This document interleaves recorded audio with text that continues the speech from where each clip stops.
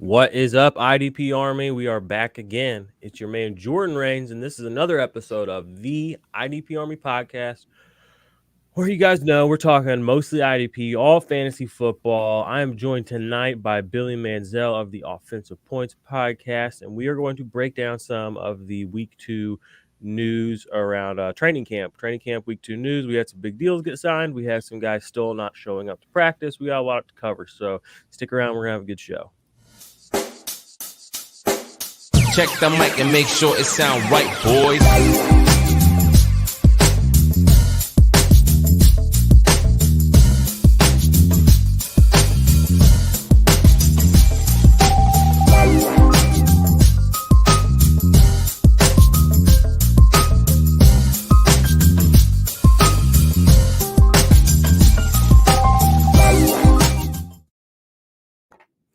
All right, we are back. We're going to talk about Week 2 news, notes, updates. We got all kinds of stuff going on. Billy, how are you doing tonight? I am doing well. I'm pumped. I love this time of year. There's just so many things that could happen. The possibilities are endless. People that you've never heard of are making names for themselves in camp. It's one of the best times of year.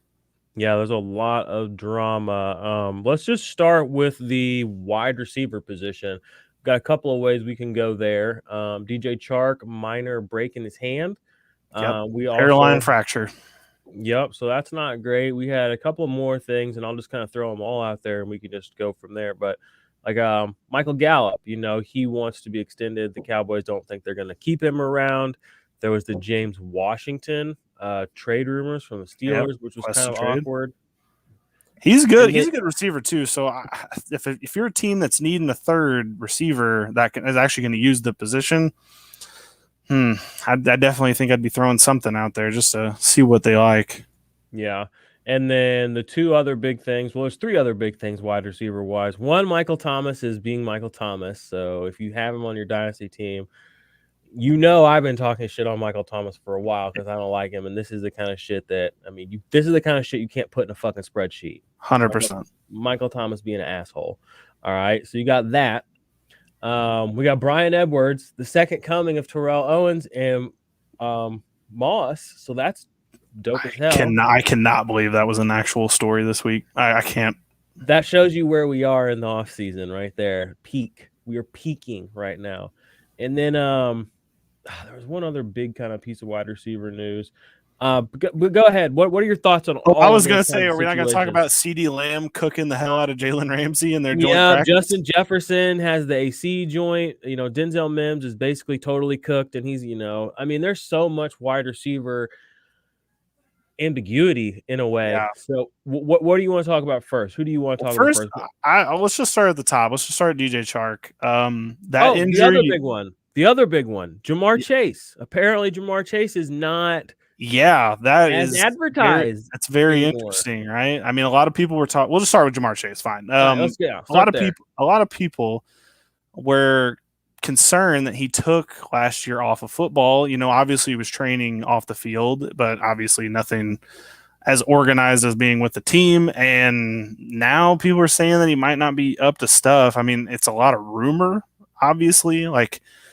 We'll never know until he's in an actual game. It's not like this is actually going to keep him from starting, but I'm not going to lie. It concerns me a little bit for sure, right? Oh, yeah, absolutely. And another rookie, Devontae Smith, hurt his knee. Now, it's funny to me that oh, God, I'm going to get canceled. But we can't say he got hurt because he's small. We can't say that. No. But he's small and he got hurt. So those are two things that did happen. Marquise Brown, Hollywood Brown, another small guy, hurt right now. So, man, but Jamar Chase, I've been pumping the brakes on him. If you actually go back and watch our last show, he was one of the guys that I've been fading. He's going too high. People are just like he's Justin Jefferson. This year's that's what everybody just assumes when you draft him where he's being drafted, and it's just really not the case right now. No, situationally it's not the case, and just as a player it's not the case too. That's not who he is. He has Joe Burrow.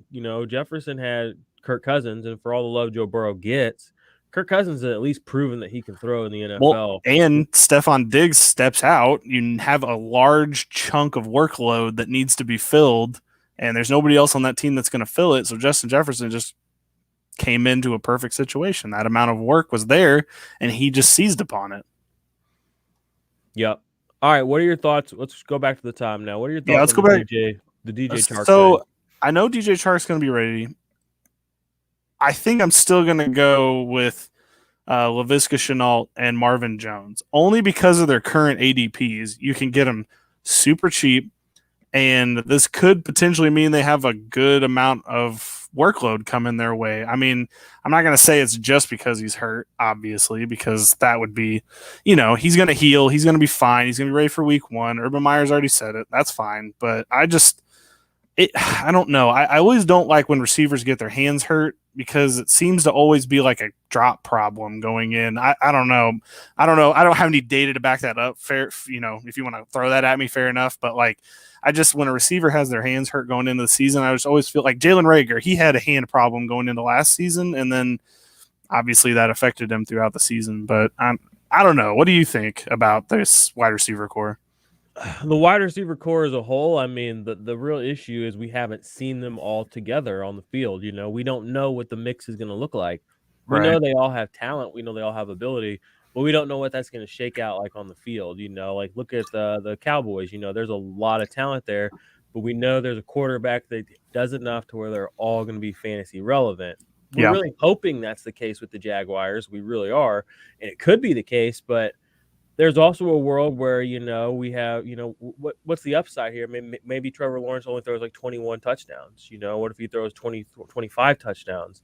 That's in the range of outcomes. And then how many of those are going to receivers? How many of those are going to ETN? And so then you start looking at it like that, and it's anybody's ball game really for the Jags. I like Chark the best because he's like the most prototypical, I guess you could say, of the group. He's a little thin, but that's a dynasty mindset as well. Right. I love Marvin Jones. I've been playing my man Marvin Jones for years in fantasy football. He's been on my teams forever since he's back with the Bengals. I love him. Yeah. But for me, Urban Meyer's spending time talking up and coaching up DJ Chark. He wants DJ Chark to succeed. So, I don't like the hand injury, but didn't Devontae Parker have like a hand injury or something last year too? He did. It's not debilitating. It's just it's one of those things that when you're drafting, which everybody's redraft leagues are coming up, it's just one of those things that's you just keep it in the back of your mind. If he's slipping a little bit because everybody else is kind of hesitant, maybe you grab him then because it would be good value. But if he's going, if he's going to get taken in the 5th or 6th round, you just need to let that happen because that's, I don't know if I want him at that price. Yeah, there's other guys in that area that I would much rather take that don't have that. I mean, they don't have a hand injury right now. So right, it's one of those things if he's slipping, maybe you take advantage of the value. But if he's going to stay at kind of where he's at right now, I don't know if I would be jumping up for him. Yeah, it looks like Michael Gallup and CeeDee Lamb have been tearing up camp.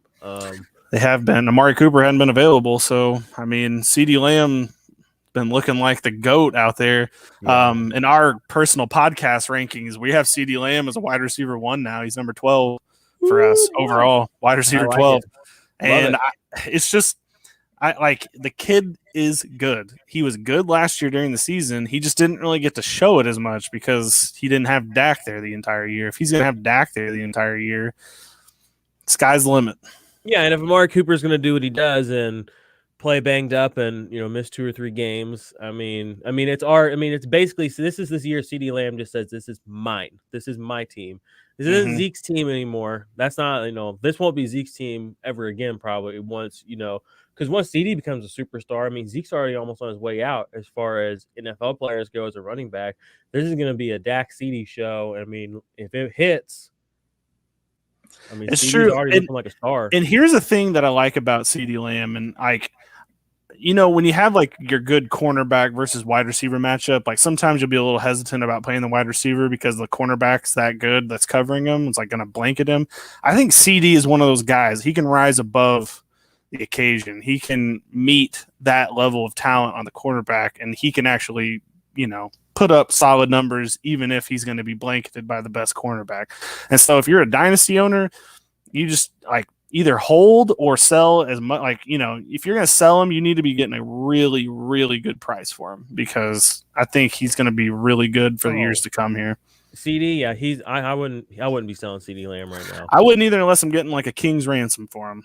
I know, and you're good about always being open to selling pretty much. Everybody's available on my team for the right price. I know. That's why deals when deals get done in our leagues together, they're usually with you. So straight up. It's true. All right, let's talk about Gallup. We've got on a little CD tangent there, but I don't expect him to be there next year. I don't either, and it's sad. I know, but it's good for him because he is talented. I would love to see him on somewhere like the Rams.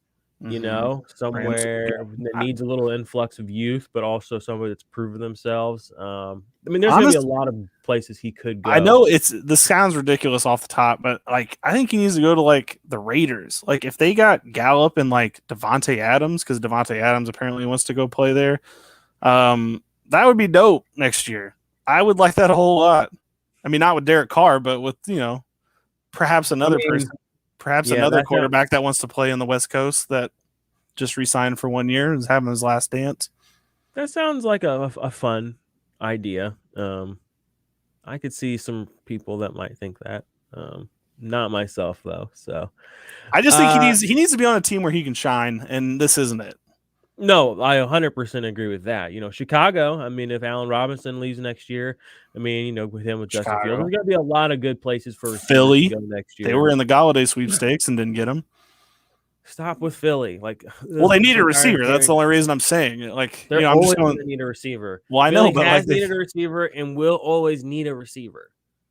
It is known. I'm just putting it out there that they need a receiver, so he would be a good one in the first round next year. He'd be a good one to go after.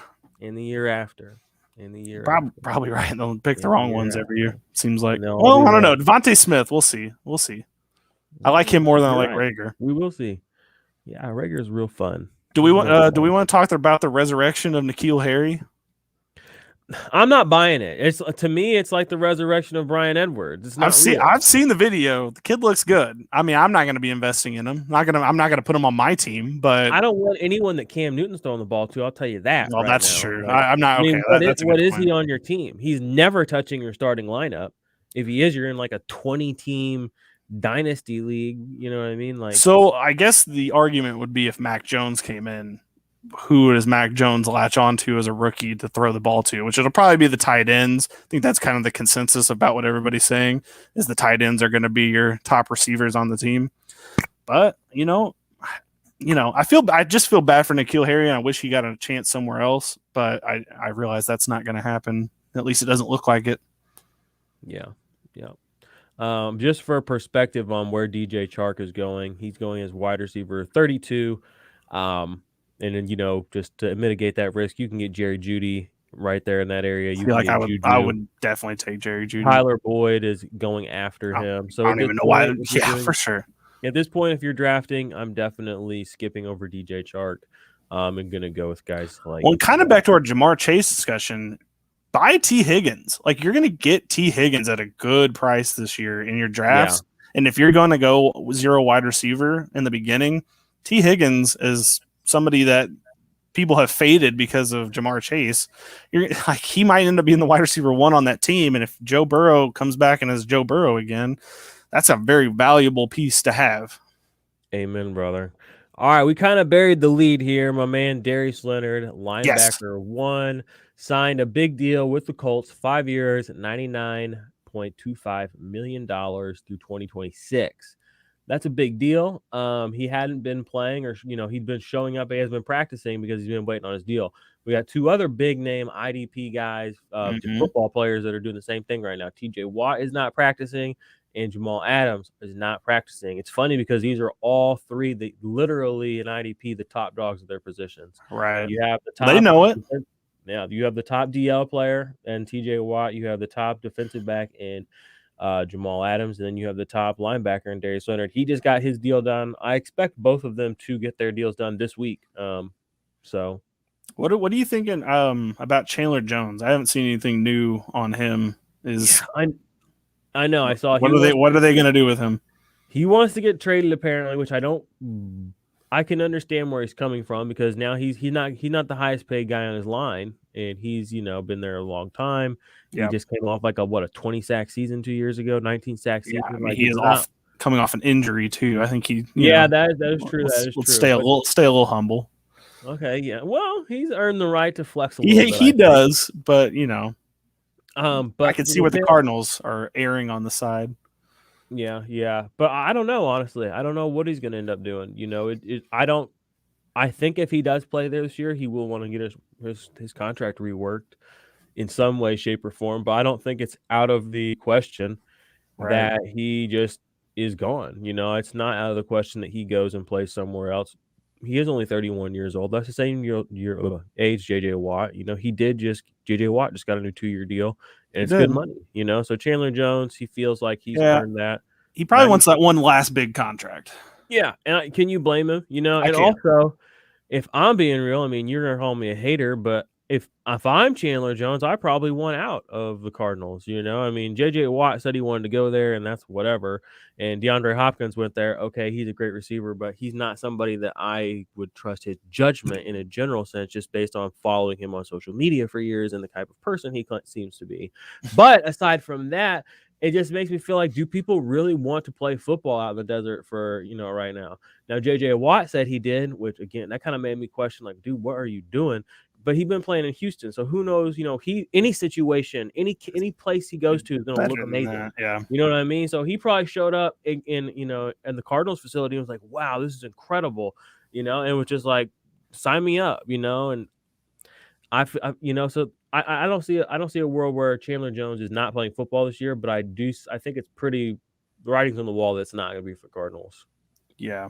And then Xavier Howard actually got the Miami Dolphins to submit, got his way there, and that's good for them. The Dolphins that defense was going to be not great if they ended up trading him to the number of rumored teams that were around him. Yeah, I mean, the best cornerback in football last year. Just pay the man, make him the highest paid corner. You've been doing this slow rebuild the right way for so long, and now it's like, you might have something here. Like, don't let one of these key cornerstone guys go, especially at a cornerstone position on a team that has survived on its defense for a while now. Yeah, you can't do that. So it's not gonna be their offense. I won't get on the Miami offense. Yeah, let's not do that. Speaking of defense and corners, you said you want to talk about CJ Henderson as well. I do. So CJ Henderson was a first-round pick for the Jacksonville Jaguars last year. I believe he went 9th overall. He was very good at the University of Florida coming out, highly regarded. And for the games that he did play last season, injury concern was kind of the big thing. But the games that he did play last year were very impactful. Like, I think the first game that he played, he ended up having like a forced fumble and an interception in that one game. I mean, he did play the rest of the season hurt and was unable to be his full self. But if he can reach his max, ability, he could be a really good corner. And Dan Quinn was a big fan of CJ Henderson when he was coming out. Dan Quinn's now in Dallas. Dallas needs a cornerback. So I don't know. I think there might be something there. I'm not a reporter. I can't make those calls. But if I was the Cowboys, I'd be reaching out Jacksonville, see what the price we're working with here, because, man, that would be a really good addition. And he's already on a 3-year deal for $7 million. You're going to get a good valued cornerback cheap.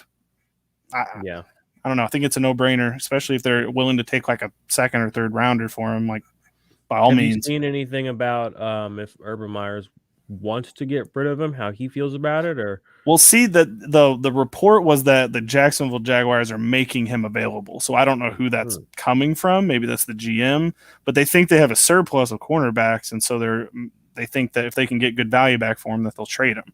And if I was a team looking for a cornerback, I mean, that's a cheap option, and he has shown in the limited time that he was out there that he can play.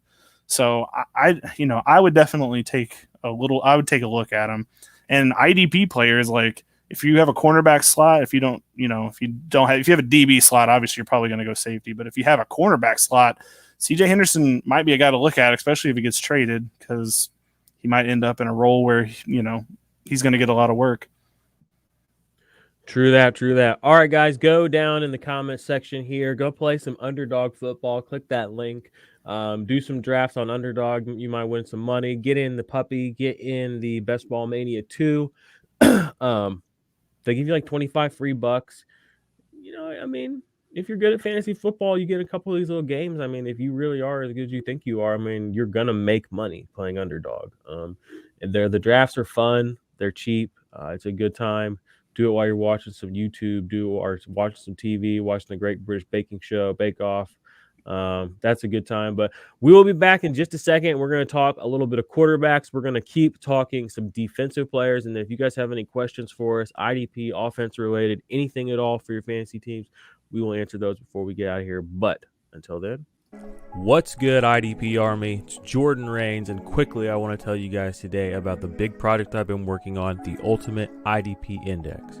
The Ultimate IDP Index is the #1 resource for IDP fantasy football players, rookies or veteran, for 2021. Inside, you're going to find contract information, tiered IDP rankings, detailed player production profiles going back to 2017, suggested trade values, and a whole lot more, including unique write-ups, unique videos that will only be available within the Ultimate IDP Index. But to me, probably the most valuable thing is the fact that the trade value estimation tool is going to be updated weekly, so you'll always be aware of what a player is worth in your Dynasty League at any given moment. So what are you waiting for? Sign up for the IDP Army Patreon today. Patreon.com/the IDP Army. Join the Black Ops tier and join the IDP Army today.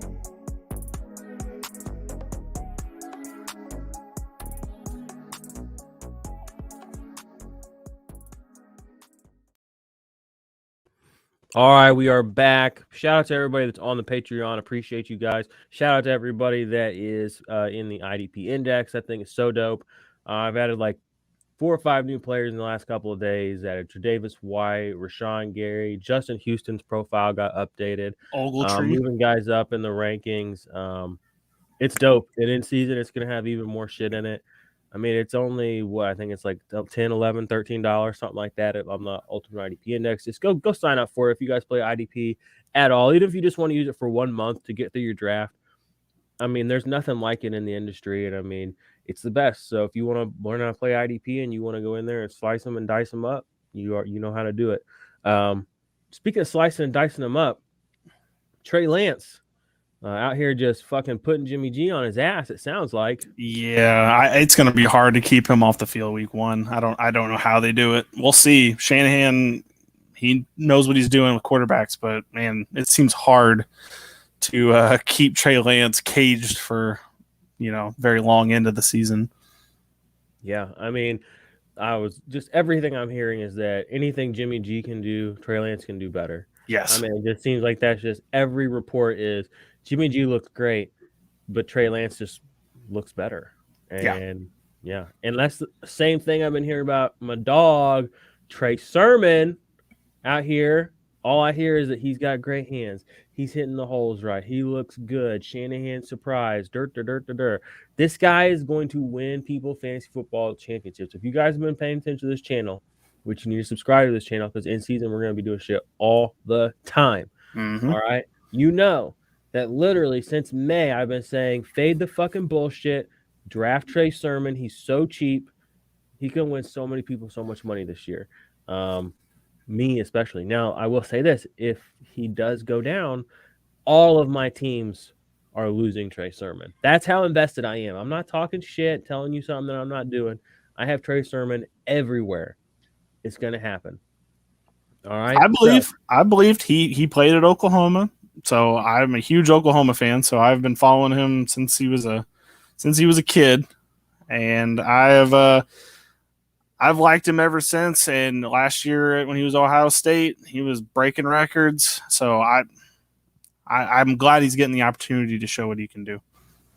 Amen, amen. Fantasy Futurist says Trey Lance is tossing bombs, but don't give up on my guy Jimmy G yet. He needs new scenery. He does. Here we go. 49ers fans, I got so much hope.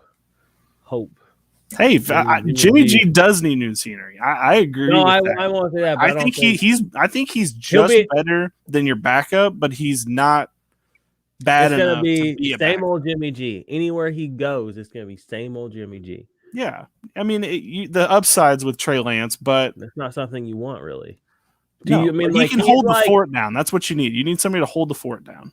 Jimmy G holding the fort down. I can think of a lot of guys I'd rather have holding my fort down. He held the fort down and they got us to a Super Bowl. So, I mean, some might say he got them out of a Super Bowl. Some might say that. Some might say here's a huge piece of news. The Jaguars signed Tavon Austin, former first-round pick for the St. Louis Rams. Wow. Bust. Yeah. See, this is where because I love college football and man, just Tavon Austin in college, bro. He was so different. You would never have guessed he was going to be a bust in the NFL watching him in college, but he was. He was unequivocally a bust. A couple of big pieces of news. Did we talk about Josh Allen? We have not talked about Josh Allen. Josh Allen signed a massive contract. Everybody's getting that money. Well, not everybody. Josh Allen and Patrick Mahomes. What is 160? Watch what happens to Lamar Jackson and Baker Mayfield. That's all I'm saying. 150 million guaranteed, 6-year extension, $258 million total for JA. Mm-hmm. Earned it straight up. He did. It's shocking. I'm not gonna lie. Okay, I know you're a big Josh Allen fan. His improvement from day one to where he is now is incredible. It's something you've never seen before, and I don't think a lot of people realize that. They think, oh well, he just got better. That wasn't the coach that did that. That was him. He did that. Yeah, he had flashes. There were plays his first and his second year where he did shit, and I remember saying this when I had an old co-host in my old podcast, Jared, and I said to him, I remember saying to him, and he tried to laugh me off the show. I was like, man, Josh Allen had this throw the other day, it looked just like Patrick Mahomes. He's like, you're dead. I'm like, dude, I was like, he was running cross-bodied, threw it like 70 yards, and nobody was watching the Bills 2 years ago, 3 years ago. That's the thing. So nobody saw it, and he was throwing it to Zay Jones and whoever the fuck that other guy was, Robert Foster. That's who these plays were happening. So nobody knew that Josh Allen even had it in him. And that's Robert Woods, right? Because they weren't really paying attention. Yeah. I was still very fresh in fantasy football then. So I had Zay Jones and I had Robert Foster. I didn't know that not to fuck with Bills players really then. Well, see, okay, so here's the thing. When you see the kind of problems Josh Allen had in year one, that's usually when you're like, okay, this is not good. This does not translate to success later on. This is problems that you cannot fix. And he fixed them. It's something that you've never, like I said, it's something you've never seen before. Somebody does not fix their accuracy as much as he did. And he has deserved every penny that he's going to get from here on out because you just don't do that. It's just not something that gets done. And I will be interested to see what Lamar and Baker, because they both got to get paid. So if I'm for real, I don't know if Lamar gets up there with them boys quite like that. An NFL MVP gets paid. I'm saying I don't know if I think that when a push comes to shove, how many yards he throws this season will dictate that. I think it'll be wins. Because it will not be because of him that they lose. Because Harbaugh can manufacture wins with pretty much anybody, I feel like. Not that I'm saying. This is not an anti-Lamar Jackson. I was about to say, good God, man. Lamar Jackson, there's two things. If you look at those three quarterbacks side by side, one thing is different about one by a lot. And yeah, he can rush for 400 or 500 more yards than the other two, but the other two can pass for 15 to 2,000 more yards than he can. That is true. Where's the give and take? Where's the push and shove? And then you have to look at it in your little spreadsheet model at, okay, what is the expected value of a rushing play on a quarterback if he gets injured or whatever? And you have formulas for all this fucking shit.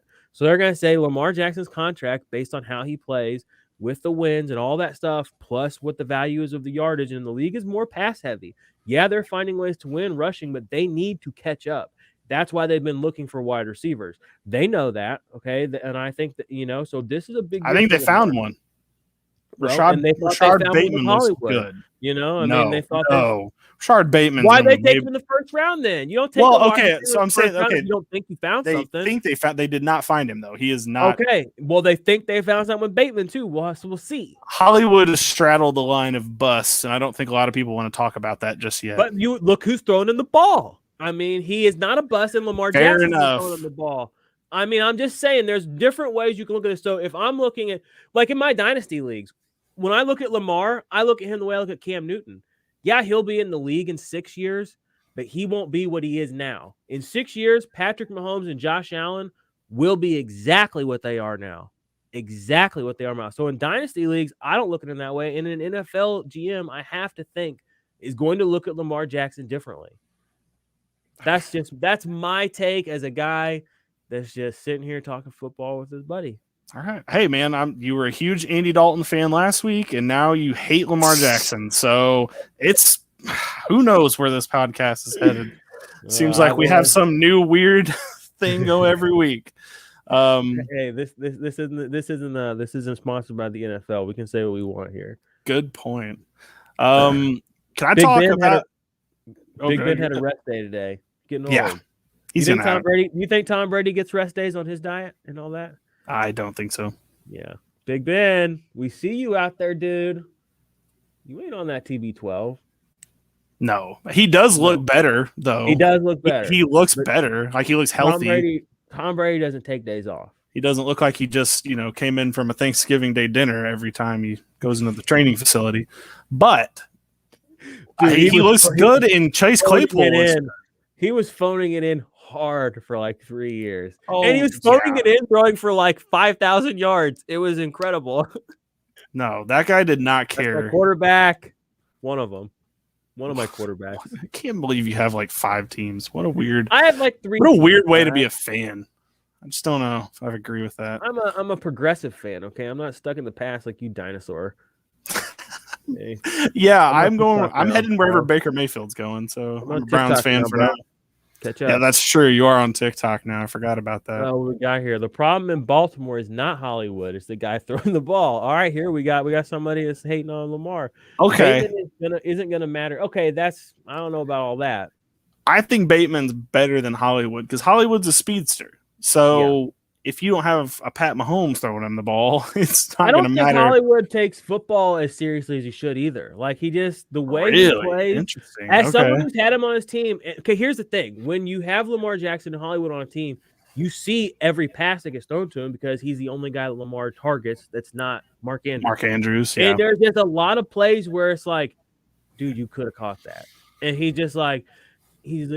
kind of throws his little fits, but I'm like, no, that was on you, like in a big way. You don't get a lot of opportunities, and you got one, you just pissed it away because you're out here playing, 95%, 90%. I can't say that you're wrong there. Can't say that you're wrong. I do think Bateman looks better though. That's what I see when I see Hollywood play. I think Rashard Bateman's going to be the first good one wide receiver they've had there in a while. Yeah, so. And that's the thing. We're already saying that Hollywood's gonna get supplanted. Like we're already saying he's not gonna be able to hold. Well, he's a good 2. He's just not a 1. That's the problem. Like the problem isn't that he's getting too much work. It's that he needs somebody on the other side of him that's actually going to be reliable. Not Willie Snead or Sammy Watkins is who they're going to throw out there this year. No. You need to put Bateman on the other side who can catch the ball, and then you have Hollywood work over the middle. Dang, they're both super low on Fantasy Pros consensus right now. Hollywood I know. Is wide receiver 48, and Bateman is wide receiver 59. Grab your Bateman shares now. I'm telling you. See, the thing is, in that range, wide receiver 59, that's really far down. I don't know what that is overall, but that's probably 9th, 10th round. You could grab a Bateman there, and you'll feel good about it, I think, personally. Yeah. I mean, at that point, you might as well reach for a guy that you don't know versus, somebody that you kind of feel like you do know, like a Sterling Shepard, for instance, in that same area. I kind of know what Sterling Shepard is. I know what his best week's going to look like, and there's a chance Rashad Bateman's best week and best season looks better. So at that point, as a guy that's going on my bench to play, 2-3 times in the season, I'll just take Bateman and see what happens. I know you hate rookies, so take all this weird upside that you don't know anything about. It's kind of that must bother you a little bit. But I don't hate rookies. Where does this come from? I don't know. Last week you were like, fade your rookies, fade all the rookies. I don't fade all the rookies. I just think that everyone is so high on certain rookies And again, these are the same people that told us, this isn't going to be as good of a class as some of the ones in the past. But then it's just like also on the, with that hand, the other hand, they're throwing gasoline on it, like Jamar Chase, 1,400 yards. Well, can we get to the other rookie that's going really high, Jalen Waddle, who everybody decided this week they're going to gas up Jalen Waddle. He looked good running them routes, dude. The unofficial depth chart came out, and he is not even one of the starters, not listed as a starter. Number 6 pick overall. He needs to earn it. He needs to earn it. Their second round pick is slated to be a starter on the O-line, but their first round pick, number 6 overall, is not listed as a starter currently. Well, it's an unofficial depth chart, mind you. So you're hating on Jalen Waddle. I think there's a problem, and I don't think we're going to see it until the season starts. And I think people are going to take him in their 6th round and think that he's going to be a burner, and it's not going to work. Like Devontae Parker is probably really undervalued right now. I don't know where he's going in drafts, but like he's probably going to be the wide receiver 1 there, and he's probably going to get a lot of work. And then people are going to take Waddle thinking, oh, he's the number 6 pick. He's going to get a lot of work this year. And I don't think it's going to work. I don't think it's going to work out quite like you think. All right, I want to tell the listeners about a trade that you and I executed after the Hall of Fame game. I'm going to get burned for this probably, but I don't even care. You should be. I don't think so. I love it. So here's what the trade was. So after the Hall of Fame game, or was it before? The Hall of Fame game had nothing to do with the trade. I just want that to go out ahead of time. Either or.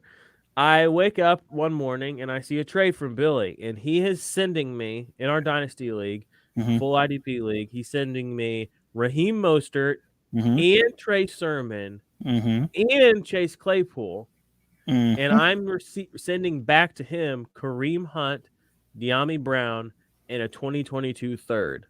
So I accepted it. So I got Claypool, Sermon, and then Mostert. I'm not really a big Mostert fan, and he got Kareem Hunt, De'Ami Brown, and a third. What do y'all think about that? What do you think about it? What's your thought process there? Because I feel like you kind of gave me a lot there. See, and a lot of people think that. A lot of people think that, and like that's my problem with people trading. Like people are gonna be like, "Oh, you gave up way too much." I got the best player in the trade, Kareem Hunt. He's 25 years old, and after this year, he could easily go to another team and be the lead back in the backfield. So. Did I lose anything by getting him? No, because I also have Nick Chubb, so I can match them. And if Nick Chubb gets hurt again like he did this last year, I have the backup ready to go. That was a huge problem for my team. It was a huge problem for my team last year. I ran out of running backs, and I didn't have anybody to throw in there. I had to trade for Myles Gaskin. I traded like a first rounder for him, and that was I only got like 6th overall in the league. And then I think De'Ami Brown is the next Claypool.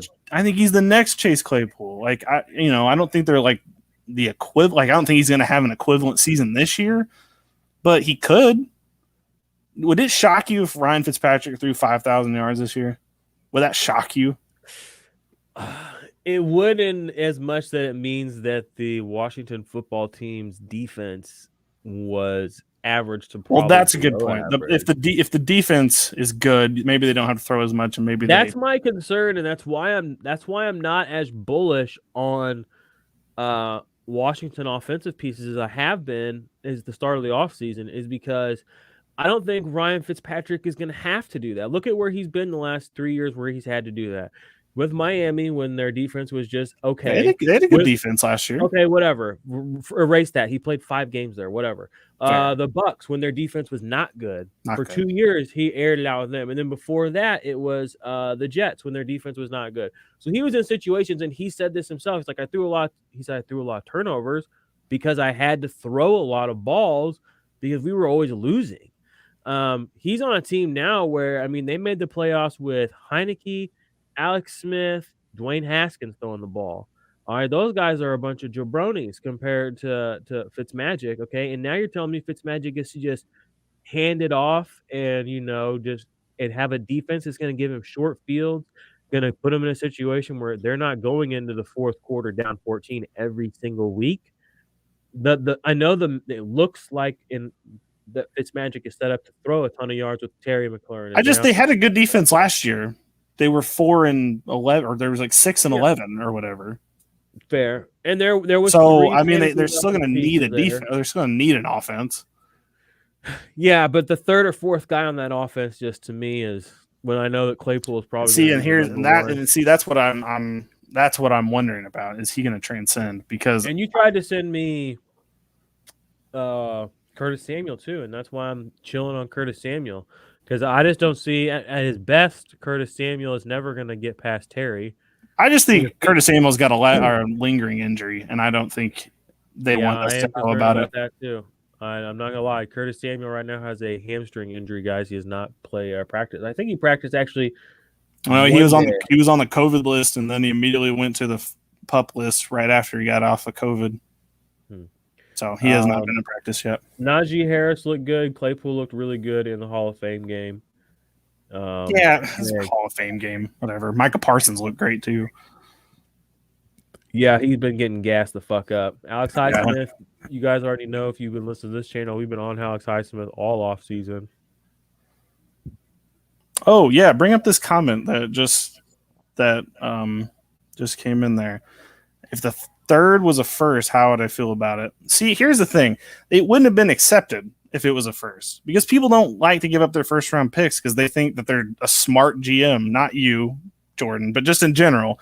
Because I don't think I'm a smart GM. No. I'm saying not you, but I'm saying in general. People, like, if I'm just in general talking dynasty, people think they're geniuses with their first round picks. They think they're going to be the smartest person in the room. They think they're all going to hit. Oh, it's I got Chase Claypool in the third round. I got Chase Claypool in the third round. So, you just have to go for the talent. Like De'Ami Brown was in the third round. Like if you can get a third or second or first, you're going to be okay. Like as long as you kind of do some research, get some good feelings about people in the draft, kind of look who's getting gassed up by people, what kind of situations people fall into. I mean, a first would be amazing. I would have loved to have gotten a first, but here's the problem. People don't accept those trades. So if I'm getting the best player in the trade and then I'm getting a pick that's a third, second, or first, no matter where it is in that, I'm fine. I'm perfectly fine with that. That's just my personal feelings. You've won back-to-back championships in that league. I mean, I've seen you. You're never scared to pull the trigger on a trade. So and here's not to do a quick dynasty change it, but I'm going to do it anyway. Don't be scared in dynasty. Literally, you're trying to win the game. Just do something to change it up. If the energy's not good on your team, if you're just not man, this person's not good, trade Saquon Barkley for a lot of stuff. If Saquon's your only piece that's getting you points, you got to diversify. You got to get a good running back and then a couple of wide receivers, or get a good couple of wide receivers and a running back that might be good. You got to do something to change the vibe up on your team. And I too many people that we play with in our leagues are just too scared. Yeah. They always have to win trades by massive landslides, or they don't win the league though. Here's the thing. You don't win the league when you do that. all those people that need to win and they have to be the one that won the trade, they don't win the league. They don't. No, you're right. I mean, they rarely, I mean, they're always shuffling around. But yeah, you end up not being able to, and being fluid in season is so important too. If you have good relationships with multiple teams, you can change up your roster in season as you need to. I mean, if you don't have those relationships with people, or you're not willing to make a move, your team, like you said, ends up suffering because you can't be flexible when you need to be. When it comes week 7, 8, 9, 10, and you need to, like you said, get one or two, you're like, man, this team is close, but I need this once. I need to supercharge these next 2 weeks to get here, and I don't have the guys to do that. To be able to just go out to somebody and say, and even though they're a competitor in your league with you, know that you're going to be able to get a deal done with them. That's always a good feeling. So play with good people, guys. It really makes a big difference in your leagues. That's for damn sure. 100%. Quickly, what other stuff do you want to cover, guys? If you're watching, gals, if you have any questions for us, hit us with those. We're gonna talk a couple more minutes, and then we're probably gonna hop off of here. 100%. Subscribe, like, comment, all that good stuff. Follow the podcast, listen to us, rate, review, blah blah blah. All the plugs. For sure. Quickly, I just wanted to talk to you about. I know we've talked a lot of Baltimore Ravens tonight for some reason, but Gus Edwards. There was a note in camp that he might be getting the third down work and the goal line work for the Ravens this year. Like the reporter said that he wouldn't be surprised if he led the team in rushing touchdowns. That is a red flag, ladies and gentlemen. If you are a J.K. Dobbins truther, that is concerning. When it's coming from the reporters. I know, I see your face. You're like, whoa, it's cute. I'm in denial because I have a lot of J.K. Dobbins. And it very well could end up being nothing. But like when I see a note like that and had been interviewing a coach to get to that, I'm just like, man, maybe I'm a little low on Gus Edwards. So don't be afraid to pick up Gus Edwards late in drafts. That's all I just want to throw that out there. No, he has standalone weekly play value. I mean, as annoying as it is to say, he really does cap Dobbins' upside, but they're both going to be relevant, especially if he's going to be getting some goal line carries, Yeah.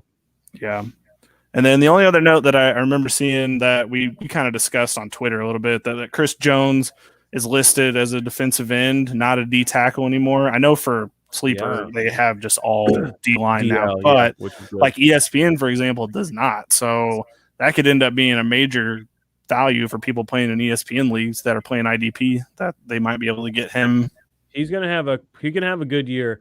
I was hearing something out of camp today on NFL Network. They were saying he's been going back and watching a lot of his tape from 2016, 17. He had one really, really big year. It was 2 or 3 years ago. And that year he did play a lot more defensive end over defensive tackle. And they're going to play him more like that, like you said, this year. He's lost 20, 30 pounds or something like that. And as far as I know, Frank Clark, I don't know where Frank Clark is. Is he in jail? I mean, I don't know. We didn't really get much past the weapons charges for having the I don't Uzi know and the Lamborghini or whatever. I need to look. I need to vet that a little bit, see if he's been shown up at camp and all that. But either way, Chris Jones is moving up my board for this season. I've been a little low on him because he hasn't been as good the last 2 years as he was before. Still getting massive amounts of pressure, still getting massive amounts of quarterback hits, but tackles are never really there for him. He's always kind of a lower end tackle guy, even for playing a lot of snaps. So he really needs to get his sacks and tackles for loss, and he has not been getting them as much the last 2 seasons. So hoping for an uptick in that this year with that position switch. We got a question here. Do you guys think Sleeper needs to add an edge position, group all 3-4 and 4-3 DEs together? I mean, no, I mean, they kind of already do. I mean, the defensive line, the DL position does that. It just also includes defensive tackles in there as well. So it is outside linebackers. It is DEs. I can see why people would want that as a specific thing, but but like you said, Sleeper is in the customer acquisition phase of a big company right now. That's very obvious. Well, yeah, they're trying to make it really easy for people to get into it, which is smart. That's what they need to do. Which is exactly what they do. And by doing that, they're reshaping the way that fantasy football is played in a way as more people come to their platform. So that's one of the reasons I latched on to Sleeper early as a platform I liked, because the way that they presented IDP, the very first IDP league I'm in was the one we literally just talked about that trade in, was with you guys.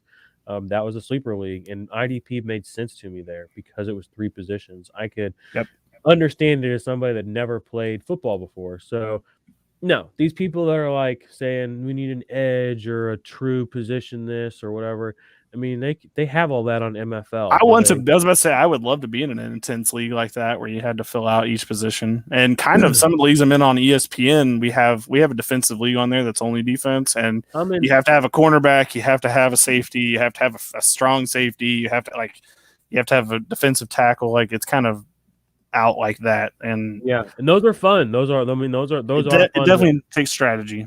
But as somebody new that has never played IDP before, it is not something that's going to be it's probably more likely to be a negative user experience than a positive one. And that's not what you want for first-time users of any product. You want them to have a positive interaction and come back. so they can go deeper later. So I do not think they need to do that. I don't think they have any intentions of doing that. They have said on multiple occasions they do not have any intentions of doing that. So, and the last upgrade they just did, or the last update Sleeper just did, IDP 123, our scoring system, is officially now the default scoring in there. Like if you go to the IDP section, click it, they have already inputted IDP 123 scoring for you. If you guys don't know what that is, it's 1 point for quarterback hits, assisted tackles, 2 points for tackles for loss and solos, 3 for forced fumbles, fumble recoveries, pass defended, safeties, block kicks, and then 6 points for sacks and interceptions and touchdowns. And yeah, I mean, I came up with it, I developed it, I've been marketing it, promoting it, and they've been watching and paying attention and listening, and they like it. So they've adopted it, and that's IDP's growing. You know, I keep looking around at all these big brands.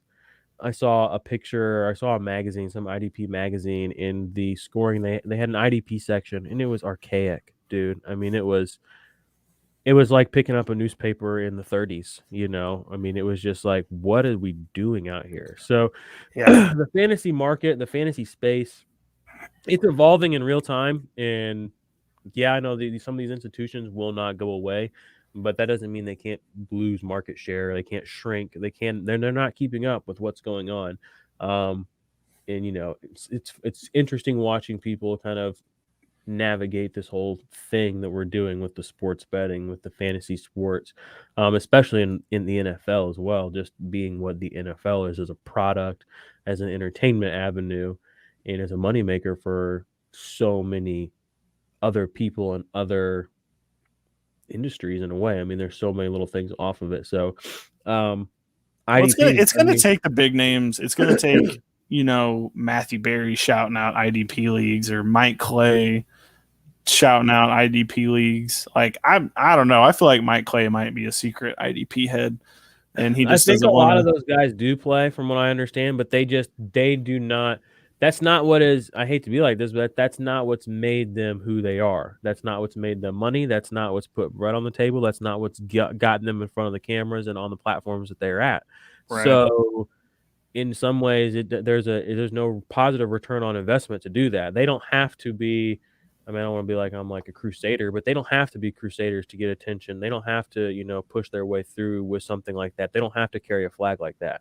They're already sitting somewhere. They've already are doing things, and they have flags to carry in other areas that are, you know, so that kind of makes sense in that regard. But I think it's just an education thing. I feel like it's just if people knew more about defense, and not about defense as in like what's happening on the NFL field, because anyone who sits there and tries to tell you they understand the nuances of what's happening play by play, snap by snap, is probably lying to you. But from a fantasy perspective, you can begin to at least have a deeper understanding of the product of the NFL, you know, and that's ultimately what fantasy football is. You're running your own team based on what you see, you know. So why wouldn't you want to do that with defense? Every offensive snap you watch, you're watching a defensive player. So whether you are paying attention or not, keying in or not, that's on you. And again, it's, you know, it's a real shame that more people don't push it and promote it. But well, here's the thing: once fantasy football, once they stop growing, they're going to need something new to draw people in. Exactly. Look at IDP. I mean, look at this whole Devy thing that's happening. It's like those guys don't even play football. Like they're guys. It's like they're guys that are going to play football in the future, but somehow that has trickled into NFL fantasy football. Like they don't even play in the same league as NFL players, but somehow they have trickled their way into the dynasty community and into the fantasy football conversation. And defensive players who are in the NFL on the field, on the plays that actually matter, scoring points, they can't get any juice. So like you said, as this continues to expand, there's only so many. I mean, are we going to start scouting high schoolers? I mean, there's only so far down we can go offensively before they have to roll into the defense. So when they do get here, you know, we just have to have it, you know, it just needs to be set up for people to be conducive for the evolution and growth that it really deserves. Right. Hey, we're in the front lines here, so the IDP Army, we are the flag bearers. All right, we are the shield, we are the sword, we are the whole thing, guys and gals. IDP Army. If you guys are gonna be at the expo this week, I will be there on Sunday in Canton, Ohio. Come by the booth. grab some information, talk to me, shake my hand. I'd love to meet you, IDP Army. I'll have a few limited edition hoodies and a few limited edition shirts. I'll be doing a giveaway. I got a Chase Young jersey. Should be here tomorrow. I'm going to be doing a Chase Young jersey giveaway. You can sign up for that at the booth. There'll be multiple ways you can enter as well. So come by, guys. It's going to be a lot of fun. I wish Billy could be there with me, but he can't. Be there next year. He's going to be in Florida. I will be in Florida. What are you and the OP boys doing? We are going to have our big league draft. It'll be our 11th year, even though we're treating it like it's our 10th. Because of COVID, we ended up having to push off our 10th anniversary. So we're going to go down there and pretend like it's our 10th year anniversary and go on the beach and do some drafting. There you go. Fantasy football, guys, it's real. It's not just spreadsheets. It's people. It's relationships. You know, it's a community around a game that some of us have played, some of us haven't. Some people are Madden superstars. Some people have never played football in their lives. We all love it. Exactly. It brings people together. I remember the Football's Family commercials a couple of years ago. It really kind of hit home for me. I didn't even play football. You know, I mean, my family did not watch sports, but there are relationships that I have with certain people that only exist because of football. And some of those people are people that are really close to me. So it's intrinsic in America, football and gambling. So get in on the defense while you can, guys and gals, while it's still cool or while it's not cool. 100%. I don't know. There's no more real fantasy news. There's no more real week 2 training news. Yeah, I will throw out, if you're a dynasty player, pick up the Ramondre Stevenson from the Patriots. Been seeing some good LeGarrette Blount type comps for him. So he's not going to start this year. You don't have to worry. Like, it's strictly dynasty. But if you're in a dynasty league, maybe throw him on your taxi squad because he might be something in a couple of years. But that's the only other thing I had. Word. All right, y'all. Like I said, go leave a rating and review on iTunes. Go down to the comments. Play Underdog. Thumbs up this video. Subscribe to the channel. We want to hit 1,000 people by kickoff. We are getting close, okay? And it's up to you, the person listening to this, to just go click subscribe. It's real simple. And then I'd really appreciate it. You know, it'd mean a lot to me. So go ahead and go do that. Also, bad news, the 32-team series, I got all the way to the Colts. Guys, I can't do it anymore. It's too much. And I don't think it's really actionable at this point anymore. I should have started sooner. Billy helped prep. We'll remember that for next year. We'll remember that for next year. Billy prepped most of the notes for that, and I used a lot of them. But, man, there's just so much stuff coming up we got to do. We got to do sleeper shows. We got to do ADP shows. We got to do some draft strategy shows. We got to do ranking shows, and then the season's going to be here. So it'll be good to have a snapshot of each team, like at that point in time. Next year we will do it. I'll start sooner, and maybe we can go back and forth. You can do the AFC, I'll do the NFC or something. We'll figure it out. We'll work it out. As for this year, go check out the ones that I did because they are fucking bomb, but I can't do any more, guys. So we'll be back in a couple of days with some more fantasy football goodness. IDP Army, I'm out.